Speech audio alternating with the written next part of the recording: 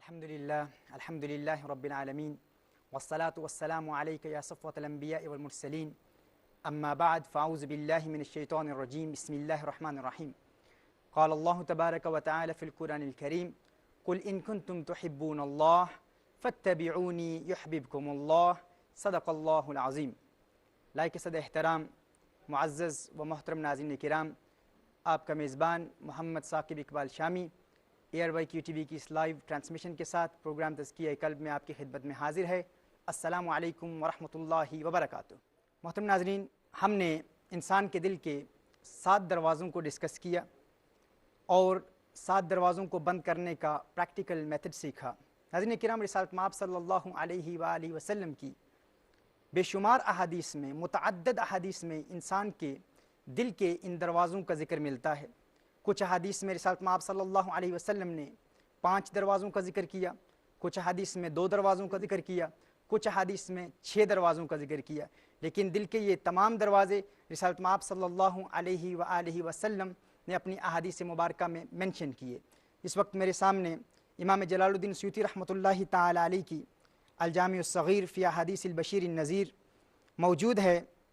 اس میں سے ایک حدیث میں پڑھتا ہوں۔ رسالت مآب صلی اللہ علیہ وآلہ وسلم ارشاد فرماتے ہیں، عن عبادۃ بن الصامت رضی اللہ تعالی عنہ قال قال رسول اللہ صلی اللہ علیہ وسلم ادمنوا لی 6 من انفسکم ادمن لکم الجنہ اصدقوا اذا حدثتم وعوفوا اذا وعدتم وادوا اذا اؤتمنتم واحفظوا فروجکم وغضوا ابصارکم وکفوا ایدیکم۔ رسالت مآب صلی اللہ علیہ وآلہ وسلم نے ارشاد فرمایا، میں تمہیں 6 ایسی چیزوں کا علم دیتا ہوں، اگر تم ان 6 کی ضمانت مجھے دے دو تو میں تمہیں جنت کی ضمانت دیتا ہوں۔ وہ 6 چیزیں کیا ہیں؟ رسالت مآب صلی اللہ علیہ وسلم نے ارشاد فرمایا، تم مجھے اس بات کی ضمانت دے دو کہ تم جب بھی کلام کرو گے تو سچ بولو گے، جب بھی کسی جائز کام میں وعدہ کرو گے تو ایفائے عہد کرو گے، وعدہ پورا کرو گے۔ تیسری چیز رسالت مآب صلی اللہ علیہ وسلم نے بیان فرمائی، امانت میں خیانت نہیں کرو گے۔ پھر میرے آقا صلی اللہ علیہ وسلم نے ارشاد فرمایا، اپنی شرمگاہ کی حفاظت کرو گے، اپنی آنکھوں کی ضمانت دو اور اپنے ہاتھوں کی ضمانت دو۔ کونین کے والی صلی اللہ علیہ وسلم نے ارشاد فرمایا، تم مجھے ان 6 چیزوں کی ضمانت دو، میں تمہیں جنت کی ضمانت دیتا ہوں۔ ناظرین کرام، اس پیاری حدیث میں رسالت مآب صلی اللہ علیہ وآلہ وسلم کہ نظام مصطفیٰ صلی اللہ علیہ وسلم کے ساتھ ساتھ مقام مصطفیٰ صلی اللہ علیہ وسلم بھی چمکتا نظر آ رہا ہے۔ مثال کے طور پر اگر میں کہوں،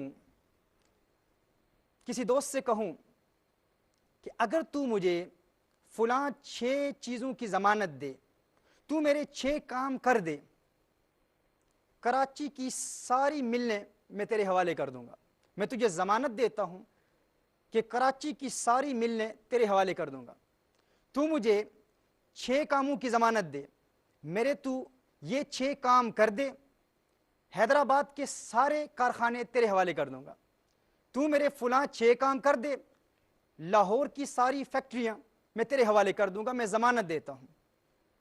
ناظرین کرام، کیا میری یہ ضمانت معتبر ہوگی؟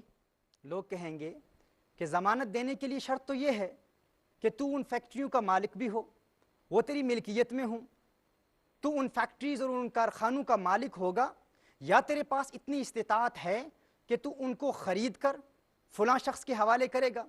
اگر تیرے پاس اس کی استطاعت نہیں تو ضمانت کیسے دیتا ہے؟ تو کیسے ضامن بنتا ہے؟ تو ضامن نہیں بن سکتا۔ جیسا کہ ہم کسی کورٹ میں جاتے ہیں، اگر کسی کچہری میں، کسی کورٹ میں کوئی شخص ضمانت دے، وہ کہتا ہے کہ میں 1 لاکھ کی ضمانت دیتا ہوں، تو اس سے پرچہ ملکیت طلب کیا جائے گا۔ جج کہے گا تو پرچہ ملکیت دکھا، تو مجھے بتا، یہ ثابت کر کہ واقعہ ہی حقیقتاً تیرے پاس اتنی رقم موجود ہے۔ اگر موجود نہیں ہوگی تو ضمانت قبول نہیں ہوگی۔ اس کا معنی یہ ہے کہ ضامن وہی شخص بن سکتا ہے جو اس چیز کا مالک ہو جس کی ضمانت دے رہا ہے۔ ناظرین کرام، رسالت مآب صلی اللہ علیہ وسلم نے ارشاد فرمایا، تم مجھے 6 چیزوں کی ضمانت دو، میں تمہیں جنت کی ضمانت دیتا ہوں۔ اس کا معنی یہی ہے کہ رسالت مآب صلی اللہ علیہ وسلم جنت کے مالک ہیں، اللہ نے کونین کے والی صلی اللہ علیہ وسلم کو جنت کا مالک بنایا ہے، جنت میرے آقا کی جاگیر ہے، جسے چاہیں جنت میں داخل کر دیں۔ ناظرین کرام، ایک دوسری حدیث میں رسالت مآب صلی اللہ علیہ وسلم نے ارشاد فرمایا، امت کی آسانی کے لیے، کیونکہ کونین کے والی صلی اللہ علیہ وسلم کو امت سے بہت پیار ہے، امت کی آسانی کے لیے رسالت مآب صلی اللہ علیہ وسلم ارشاد فرماتے ہیں، تم مجھے 2 چیزوں کی ضمانت دے دو، میں تمہیں جنت کی ضمانت دیتا ہوں۔ ارشاد فرمایا، تمہارے جبڑوں کے مابین زبان اور رانوں کے مابین شرمگاہ کی ضمانت دو، میں تمہیں جنت کی ضمانت دیتا ہوں۔ یعنی جو شخص اپنی زبان کو کنٹرول میں رکھے گا، زبان سے گناہ کا ارتکاب نہیں کرے گا اور شرمگاہ کا غلط استعمال نہیں کرے گا، رسالت مآب صلی اللہ علیہ وسلم نے ارشاد فرمایا، میں اسے جنت کی ضمانت دیتا ہوں۔ یہ میرے آقا صلی اللہ علیہ وسلم کا خصوصی کرم ہے امت پر، وہ رحمت للعالمین ہیں صلی اللہ علیہ وسلم۔ کتنا سستا سودا بیچ رہے ہیں، آسان کر دیا ہے ہمارے لیے حصول جنت کو، جنت میں داخلے کو۔ وہ اس لیے کیونکہ حضور اکرم صلی اللہ علیہ وسلم کو امت سے پیار ہے، رسالت مآب صلی اللہ علیہ وسلم کو امت سے محبت ہے۔ کونین کے والی صلی اللہ علیہ وسلم راتوں کو اٹھ اٹھ کر گریہ و زاری کرتے، زار و قطار روتے امت کے غم میں، امت کے پیار میں، اور امت کے جہنم میں داخل ہونے کا خوف اور یہ ڈر میرے آقا صلی اللہ علیہ وسلم کو راتوں کو جگائے رکھتا۔ رسالت مآب صلی اللہ علیہ وسلم نے امت کی مغفرت کے لیے کیا کچھ نہیں کیا، لیکن کیا حقیقتاً امت کو بھی رسالت مآب صلی اللہ علیہ وسلم سے محبت ہے؟ کیا حقیقتاً امت کو بھی رسالت مآب صلی اللہ علیہ وسلم سے وہی تعلق، وہی وابستگی ہے جو صحابہ کرام علیہم رضوان کے دلوں میں تھی؟ اور جو حضور سے محبت کرتا ہے ناظرین کرام، اسے کیا مقام ملتا ہے، اسے کیا بلندی ملتی ہے، اسے کیا بلند پائیگی اور برگزیدگی ملتی ہے، اور اللہ عز و جل اس شخص کو کن بلند و بالا اور عرفہ و اعلیٰ مقامات پر فائز کرتا ہے۔ سماعت فرما لیجئے، متفق علیہ حدیث ہے، صحیح بخاری اور صحیح مسلم میں ہے، عن انس بن مالک رضی اللہ تعالی عنہ ان اعرابی قال لرسول اللہ صلی اللہ علیہ وسلم یا رسول اللہ صلی اللہ علیہ وسلم متى الساعة؟ قال رسول الله صلى الله عليه وسلم ما أعددت لها؟ قال حب الله ورسوله صلى الله عليه وسلم، فقال رسول الله صلى الله عليه وسلم أنت مع من أحببت۔ سیدنا انس بن مالک رضی اللہ تعالیٰ عنہ روایت فرماتے ہیں کہ ایک صحابی نے عرض کی، یا رسول اللہ صلی اللہ علیہ وسلم، آقا قیامت کب ہوگی؟ حضور نے ارشاد فرمایا، قیامت کے لیے تو نے تیاری بھی کچھ کی ہے، کیا تیار کر رکھا ہے؟ اس نے کہا، یا رسول اللہ صلی اللہ علیہ وسلم، میرے پاس اور تو کچھ بھی نہیں۔ ایک دوسری حدیث میں یہ الفاظ بھی ہیں، نہ میرے پاس نماز ہے، نہ روزہ ہے، نہ حج، زکوٰۃ، عبادات، تقویٰ، پرہیزگاری، کچھ بھی نہیں، فقط ایک چیز ہے، حب اللہ و رسولہ، مجھے اللہ سے محبت ہے اور حضور اکرم صلی اللہ علیہ وسلم سے پیار ہے۔ یا رسول اللہ صلی اللہ علیہ وسلم، میں آپ کا عاشق ہوں، آپ سے محبت کرتا ہوں۔ حضور نے ارشاد فرمایا کہ تو جس سے محبت کرتا ہے بروز قیامت تو اسی کے ساتھ ہوگا۔ ناظرین کرام، جسے حضور اکرم صلی اللہ علیہ وسلم سے محبت ہوگی وہ قیامت کے دن حضور اکرم صلی اللہ علیہ وسلم کے ساتھ ہی ہوگا۔ لیکن یہ محبت امتحان بھی لیتی ہے، یہ محبت ٹیسٹ بھی لیتی ہے۔ پریکٹیکل لائف میں ہمیں یہ بھی دیکھنا ہے کہیں ہم محبت کے جھوٹے دعوے دار تو نہیں ہیں، کیا ان ریالٹی، کیا حقیقتاً ہمیں حضور اکرم صلی اللہ علیہ وسلم سے محبت ہے؟ عن عبداللہ ابن مغفل رضی اللہ تعالی عنہ قال رجل للنبي صلى الله عليه وسلم يا رسول الله صلى الله عليه وسلم إني والله أحبك، فقال انظر ماذا تقول، قال والله إني لا أحبك، قال انظر ماذا تقول، قال والله إني لا أحبك 3 مرات، فقال رسول الله صلى الله عليه وسلم إن كنت تحبني فأعد للفقر تجفافا فإن الفقر أسرع إلى من يحبني من السيل إلى منتهاه، أو كما قال النبي صلى الله عليه وآله وسلم، رواه الترمذي في السنن۔ رسالت مآب صلی اللہ علیہ وسلم کے صحابی عبداللہ ابن مغفر رضی اللہ تعالیٰ عنہ ارشاد فرماتے ہیں کہ ایک شخص رسالت مآب صلی اللہ علیہ وسلم کی بارگاہ میں حاضر ہو کر عرض کرتا ہے، یا رسول اللہ صلی اللہ علیہ وسلم، آقا مجھے اللہ کی قسم مجھے آپ سے بہت پیار ہے۔ یا رسول اللہ صلی اللہ علیہ وسلم، اللہ کی قسم مجھے آپ سے بہت پیار ہے، بہت محبت ہے۔ حضور نے ارشاد فرمایا، انظر ماذا تقول، دیکھ لے تو کیا کہہ رہا ہے، دیکھ تو کیا کہہ رہا ہے۔ اس نے کہا، مجھے اللہ کی قسم یا رسول اللہ صلی اللہ علیہ وسلم مجھے آپ سے بہت پیار ہے۔ حضور نے پھر ارشاد فرمایا دیکھ کیا کہہ رہا ہے. اس نے پھر کہا یا رسول اللہ صلی اللہ علیہ وسلم مجھے اللہ کی قسم مجھے آپ سے بہت محبت ہے، بہت پیار ہے. رسالت مآب صلی اللہ علیہ وسلم نے ارشاد فرمایا اگر تجھے مجھ سے محبت ہے تو پھر فقر کے لیے تیار ہو جا، پھر فقر کے لیے تیار ہو جا کہ جو شخص مجھ سے حقیقی محبت کرتا ہے فقر اس کی جانب سیلاب کی طرح بڑھتا ہے، سیلاب کی تیزی کی طرح فقر اس کی جانب بڑھتا ہے. لہٰذا ناظرین کرام ضرورت اس امر کی ہے کہ اگر ہم حضور سے محبت کرتے ہیں تو ہمیں محبت کے امتحانات سے بھی گزرنا ہوگا، ان ٹیسٹ سے بھی گزرنا ہوگا، کیونکہ محبت امتحان لیتی ہے. زندگی میں بار بار ایسے مواقع آئیں گے جب دین اور دنیا کے مابین ہمیں فیصلہ کرنا ہوگا. آج لوگ دعویٰ تو بہت کرتے ہیں محبت کا، بہت کہتے ہیں ہمیں حضور اکرم صلی اللہ علیہ وسلم سے محبت ہے، ہمارے دل میں تمنائیں مچلتی ہیں، بار بار کہتے ہیں کہ ہم فقط حضور سے محبت کرتے ہیں، حضور کو چاہتے ہیں، حضور کے علاوہ کوئی چہرہ ہمیں نظر نہیں آتا. اور کچھ لوگ تو ایسے بھی ہیں جو بہت جلدی مچاتے ہیں، وہ کہتے ہیں ہم حضور کا دیدار کرنا چاہتے ہیں، حضور کو دیکھنا چاہتے ہیں، حضور کے علاوہ کوئی اور چہرہ ہماری نگاہوں کے سامنے آتا ہی نہیں، ہمیں حضور سے اتنا پیار ہے، رخ مصطفیٰ سے اتنا پیار ہے کہ کوئی اور دوسرا چہرہ ہمیں نظر ہی نہیں آتا. ہمارے ملک شام کے ایک عظیم شیخ ایک ولی کامل کی بارگاہ میں ان کے مرید حاضر ہوتے ہیں اور وہ عرض کرتے ہیں ہے شیخ میرے دل میں یہ تمنا ہے، یہ خواہش ہے کہ مجھے حضور کا دیدار ہو جائے.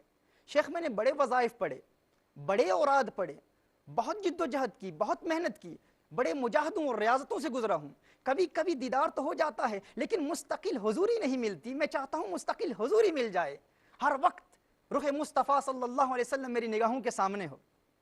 شیخ نے فرمایا کیا واقعی تیرے دل میں تمنا ہے؟ کیا واقعی تیرے دل میں آرزو ہے؟ کیا واقعی تیرے دل میں یہ تمنائیں مچل رہی ہیں؟ کیا واقعی تو نے خانہ دل کو غیر مصطفیٰ صلی اللہ علیہ وسلم سے خالی کر دیا ہے؟ کیا حقیقتاً اب تیرے دل میں کوئی چہرہ تجھے اچھا نہیں لگتا، فقط حضور اکرم صلی اللہ علیہ وسلم ہی کو دیکھنا چاہتا ہے؟ اس نے کہا حقیقت ہے میرے دل میں فقط دیدار مصطفیٰ صلی اللہ علیہ وسلم کی آرزو ہے. شیخ نے کہا اگر یہ بات ہے تو آج شام کا کھانا تو میرے گھر میں کھانا. شیخ نے دعوت کا اہتمام کیا. وہ شخص اپنے شیخ کی بارگاہ میں حاضر ہوتا ہے شام کے وقت. شیخ نے دسترخوان بچھایا، کھانے کا اہتمام کیا، اسے کھانا کھلایا، لیکن کھانے میں پانی نہیں رکھا، اور اس کے علاوہ کھانے میں کھانا کم تھا، نمک زیادہ تھا، اتنا زیادہ نمک ڈال دیا اور پھر اس پر پانی بھی نہیں رکھا. اب وہ ادب شیخ میں، مروت میں اس نے سوال تو نہیں کیا کہ شیخ آپ نے اتنا نمک ڈال دیا اور پھر پانی بھی نہیں پلایا. جب وہ کھانا کھا چکے تو وہ شیخ سے عرض کرتا ہے شیخ آپ نے فرمایا تھا کہ مجھے ایک ورد دیں گے، وظیفہ دیں گے جس سے مجھے آقا کا دیدار ہو جائے گا اور مستقل حضوری مل جائے گی. شیخ نے فرمایا وظیفہ تو کل ملے گا، ایک بات تجھے بتاتا ہوں تو اس پر عمل کر لے. اس نے کہا آپ حکم فرمائیں. فرمایا تو آج گھر جا، گھر جا کر تو نے پانی نہیں پینا، بغیر پانی پیے تو سو جا. اس نے کہا میں عمل کروں گا. وہ گھر جاتا ہے، بغیر پانی پیے سو جاتا ہے. صبح شیخ کی بارگاہ میں حاضر ہوتا ہے، عرض کرتا ہے شیخ آپ نے فرمایا تھا آقا کا دیدار ہوگا، مستقل حضوری ملے گی، حضور آپ فرمائیں وظیفہ کیا ہے؟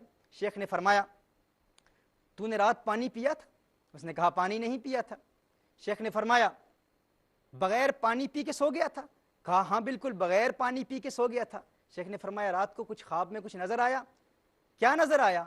اس نے کہا شیخ مجھے کنویں نظر آئے، دریا نظر آئے، سمندر نظر آئے، جس طرف دیکھتا پانی ہی پانی نظر آتا رہا.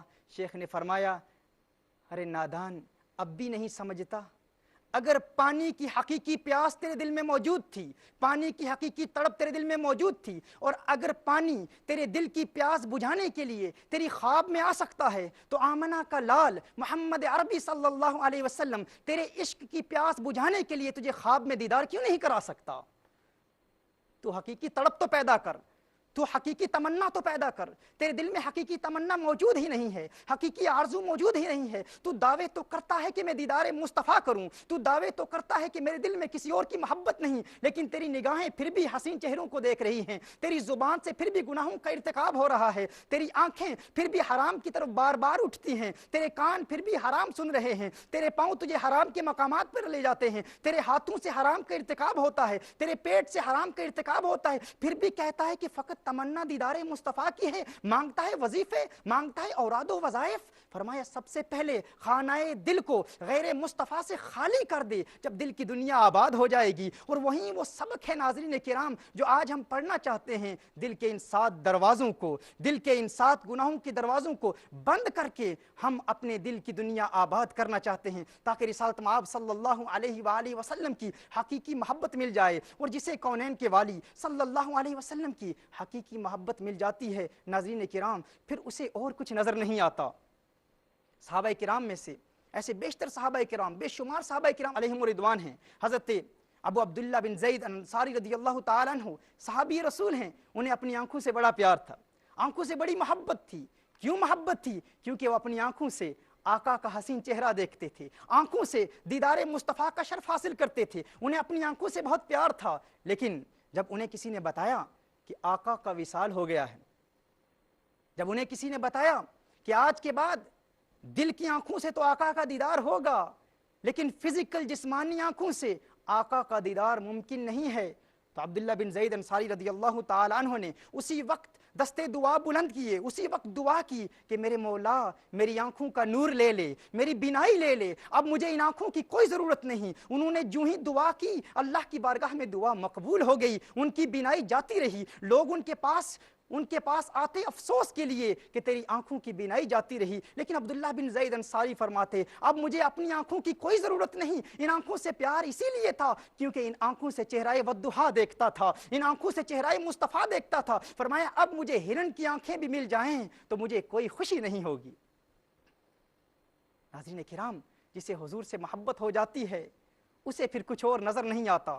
حضرت ابو العباس المرسی رحمت اللہ تعالی علیہ ایک عظیم عاشق رسول, ہر وقت رسالت مآب صلی اللہ علیہ وسلم کا چہرہ ان کی نگاہوں کے سامنے ہوتا. ایسے عظیم عاشق مصطفیٰ اور تزکیہ قلب کے مراحل سے ایسے گزرتے چلے گئے کہ حضور اکرم صلی اللہ علیہ وسلم کی ایسی محبت مل گئی کہ فرماتے ہیں کہ ہر لمحہ حضور کا نورانی چہرہ میری نگاہوں کے سامنے ہوتا ہے, اور جس لمحے جس ساعت حضور کا دیدار نہیں کرتا خود کو مسلمان نہیں کافر سمجھتا ہوں. اللہ اکبر کبیرہ. ناظرین کرام, غور طلب امر یہ ہے کیا ہم بھی حقیقتاً حضور کے قرب کے حصول کی جد و جہد کرتے ہیں؟ جو لوگ کرتے ہیں ناظرین انہیں پھر حضور کے علاوہ کچھ نظر نہیں آتا. ہر وقت یہی تمنائیں مچلتی ہیں, کاش کہ ہر لمحے حضور کا قرب ملے, کاش کہ ہر لمحے حضور کے قرب میں رہیں, حضور کی صحبت میں رہیں. اور خواجہ غلام فرید کوٹ مکنی رحمت اللہ تعالی علیہ فرماتے ہیں ہار تھیماں تینڈے گل دوے ماہی نمے اسلوں دور نہ تھیماں, یا تینڈے پیراں دی تھیماں جتی نت قدماں ہیٹھ مدھیواں, اجز نیاز ہے مڈی ساڈی ند باندی یار صدیواں, یار فریدا مک تیں دل بردا نمے ویکھ ویکھ کے جیواں. فرماتے ہیں مجھے اور کچھ نظر نہیں آتا, کاش کہ محبوب کا ایسا قرب مل جائے. اور ناظرین کرام, آپ کو یہ بھی بتانا چاہتا ہوں کہ اس تزکیہ قلب کا فائدہ یہی ہے کہ یہ دل کے رازوں سے ہمیں آگاہ کرتا ہے, اور دل کے رازوں سے آگاہی اسی وقت حاصل ہوتی ہے جب انسان کو غم مصطفیٰ مل جاتا ہے, جب انسان کو حب مصطفیٰ مل جاتا ہے. انسان کا یہ فزیکل دل جسے فقط پمپنگ مشین سمجھا جاتا تھا, اس کے اندر موجود اس قلب کی حقیقت سے ہمیں آگاہی اسی صورت میں حاصل ہوتی ہے جب ہمیں دل کی دنیا کی آبادی کے لیے غم مصطفیٰ مل جاتا ہے, جب رسالت مآب صلی اللہ علیہ وسلم کی محبت میں رونے والی آنکھ مل جاتی ہے, اور جب عاشقان مصطفیٰ صلی اللہ علیہ وسلم جب راتوں کو جاگ کر اپنے سجدہائے نیاز اور نالہائے جگر گداز سے اشک باریوں سے اپنے گوشہ خلوت میں چراغاں کرتے ہیں, رات جب ساری دنیا سو رہی ہوتی ہے تو وہ دیدار مصطفیٰ کی تمناؤں میں رو رہے ہوتے ہیں, آقا کی محبت میں روتے ہیں, اور ان کی نگاہ ان کے دل میں ہوتی ہے. دل کے رازوں کو سمجھنے کی کوشش کرتے ہیں کہ دل کے دروازے گناہوں کے بند ہوئے ہیں کہ نہیں ہوئے. جس روز دل کی رمز مغنی سمجھ گیا, سمجھو تمام مرحلہ ہائے ہنر ہے طے. اور زیست کا حاصل بنایا دل جو گویا کچھ نہ تھا، غم نے دل کو دل بنایا ورنہ کیا تھا کچھ نہ تھا۔ یہ غم مصطفیٰ ہے جس کی بنیاد پر انسان کو دل کی حقائق سے آشنائی حاصل ہوتی ہے۔ اللہ عز و جل ہمیں حضور اکرم صلی اللہ علیہ وسلم کی حقیقی محبت عطا فرمائے۔ ہم اسی سلسلے کو انشاءاللہ تعالی کل جاری رکھیں گے۔ وآخر دعوانا ان الحمد للہ رب العالمین۔